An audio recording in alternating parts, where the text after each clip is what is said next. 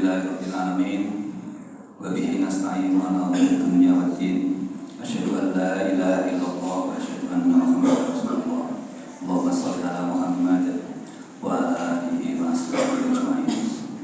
Bapak Ibu jamaah salat subuh Masjid Darul Mutakin yang dirahmati Allah, kita tentu saja berharap nanti di akhirat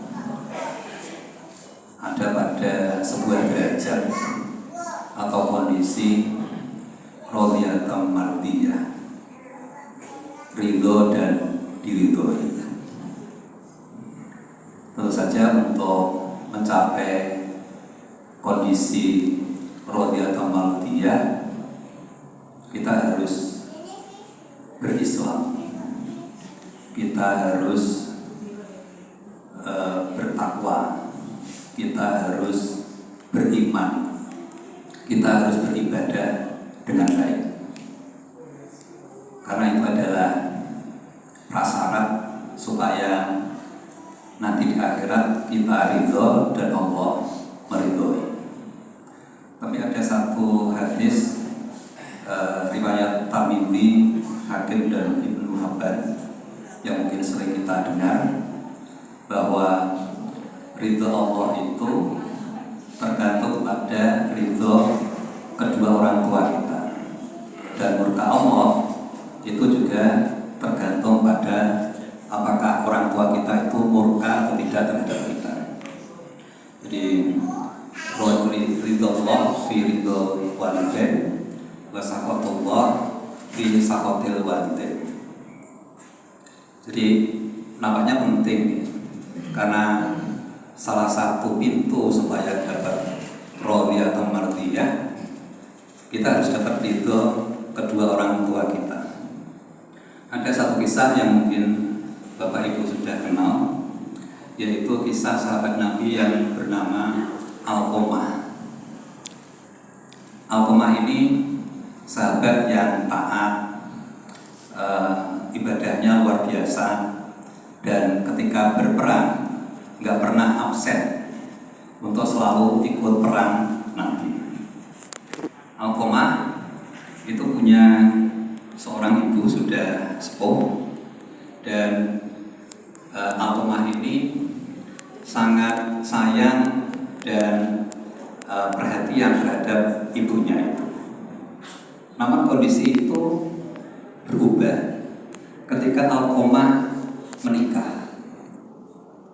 Tentu saja Alqamah menikah, sayang terhadap istri, sangat sayang bahkan. Tetapi akibatnya Alqamah itu melupakan ibunya.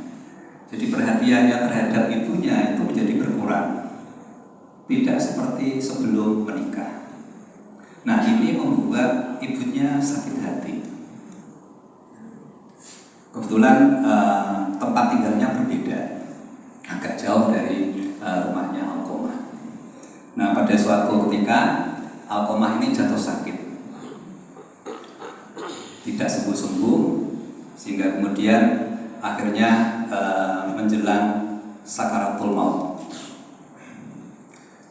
Para sahabat sudah berkumpul, termasuk Rasulullah, mendoakan Alqamah, saling meminta maaf.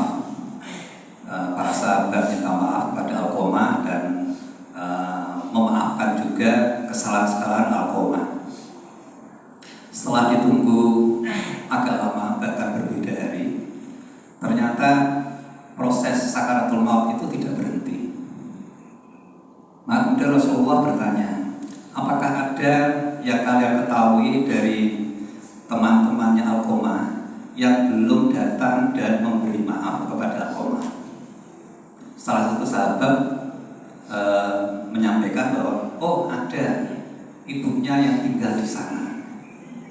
Maka kemudian Rasulullah meminta dua orang sahabat untuk datang ke rumahnya ibunya Alqamah, untuk memintanya datang ke rumahnya Alqamah. Utusan sudah sudah berangkat ke rumahnya ibunya Alqamah dan menyampaikan bagaimana kondisi putranya. Namun ternyata ibunya Alqamah memutuskan untuk tidak mau datang. Maka utusan tadi balik lagi ke rumahnya Alqamah menyampaikan pendapat itu kepada Rasulullah bahwa ibunya Alqamah tidak mau datang.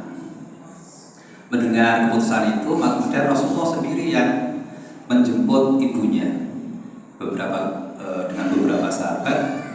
Setelah bertemu ibunya Alqamah, Rasulullah juga menyampaikan hal yang sama, kondisi anaknya yang sedang dalam proses sakaratul maut.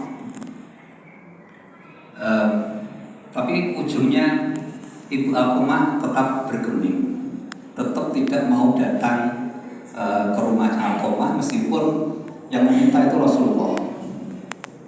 Maka kemudian Rasulullah meminta para sahabat untuk mengumpulkan kayu bakar, dan Rasulullah bilang kalau begitu Alqamah kita bakar saja. Mendengar perintah Rasulullah itu, kemudian ibunya menangis dan akhirnya bersedia untuk datang ke rumahnya Alqamah. Setelah datang diberi maaf, akhirnya Alqamah wafat dengan terlebih dahulu membaca kalimat tauhid.